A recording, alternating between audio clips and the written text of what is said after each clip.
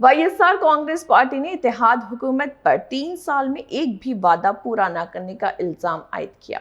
बुधवार में मुनक़दा town hall इजलास में एमएलसी डीसी गोविंद रेड्डी और एमएलए डॉक्टर सुधा ने डीएससी 2025 भर्तियों में बेज़ाब्तगियों और पेपर लीक और स्पोर्ट्स कोटे में मुबैना बदउनवानी के इल्जाम लगाए हैं। रहनुमाओं ने कहा है कि बेरोजगार नौजवानों से किए गए वादे पूरे नहीं हुए और तलबा को भी वाजिबात नहीं मिले। पार्टी ने 6 से 9 तारीख तक रैली, धरनों और 10 तारीख को बड़े एहतजाजी मार्च का ऐलान किया।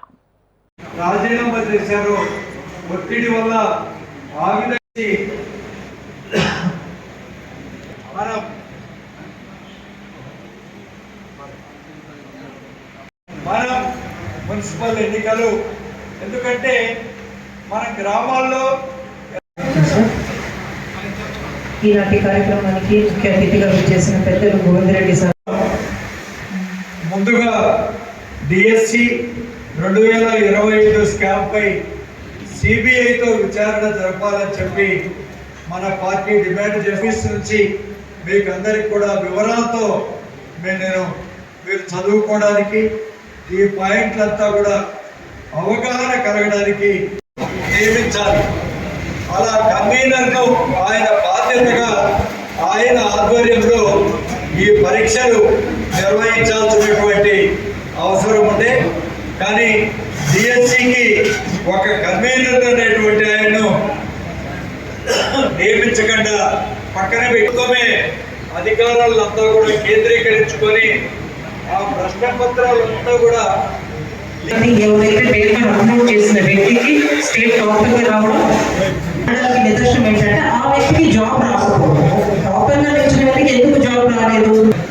ఇది పేపర్ లీక్ అన్నది ఆపైతో ఆగిందా, ఇంకా ఎంతమందికి స్ప్రెడ్ అయిందో మనకు తెలియదు. ఇప్పుడు యోగానంద రెడ్డి అన్న చెప్పినట్టు ఒకే గ్రామంలో 7 మందికి పోస్ట్ వచ్చిందంటే డెఫినెట్గా అదే ప్రూఫ్ మనకి.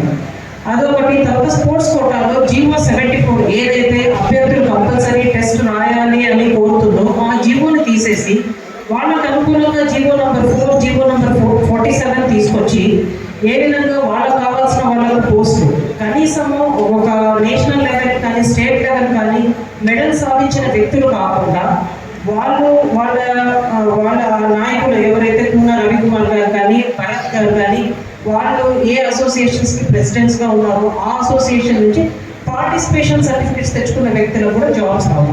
కేవలం వాళ్ళ పార్టీని బలోపేతం చేసుకోవడానికి ఏదో కొన్ని కారణాలకు అక్రమాలు చేయడం అయితే వాస్తవం.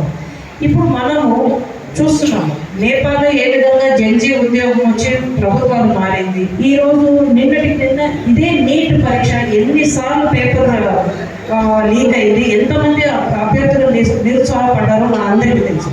దాని మీద ఒక ఉద్యోగం వచ్చి ఒక